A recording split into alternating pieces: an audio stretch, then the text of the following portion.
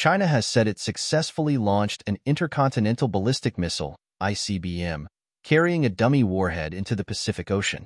The ICBM was launched at 8:44 local time, 4:44 Greenwich Mean Time, on Wednesday and fell into expected sea areas, Beijing's defense ministry said, adding that the test launch was routine and part of its annual training.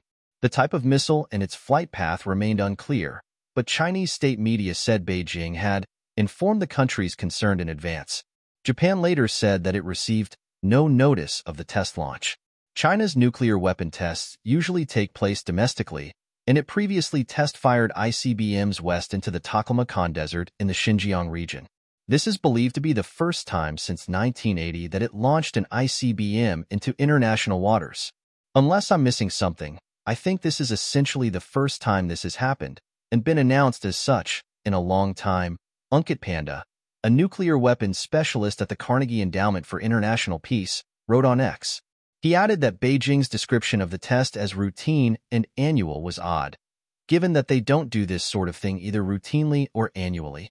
The Japanese government said on Wednesday that China had given it no prior notice of the ICBM launch.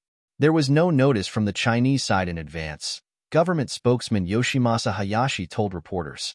Japan's defense ministry had earlier said there was no damage to its vessels.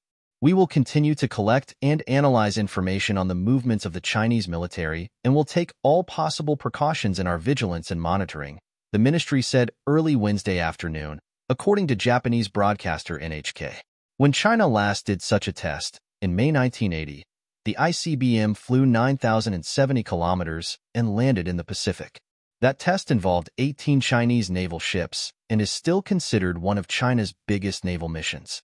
Timing is everything, Drew Thompson, a visiting research fellow at the Lee Kuan Yew School of Public Policy in Singapore, wrote on X.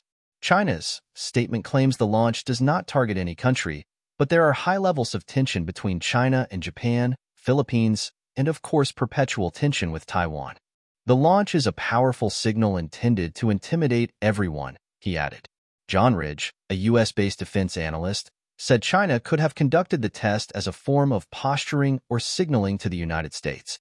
While the relationship between Beijing and Washington has improved in the past year, China's increasing assertiveness in the region remains a sticking point. Tensions have ramped up between China and the Philippines as their ships have repeatedly collided in disputed waters. Last month, Japan scrambled fighter jets after it accused a Chinese spy plane of breaching its airspace, a move that it called utterly unacceptable. Sabina Scholl, the new flashpoint between China and the Philippines.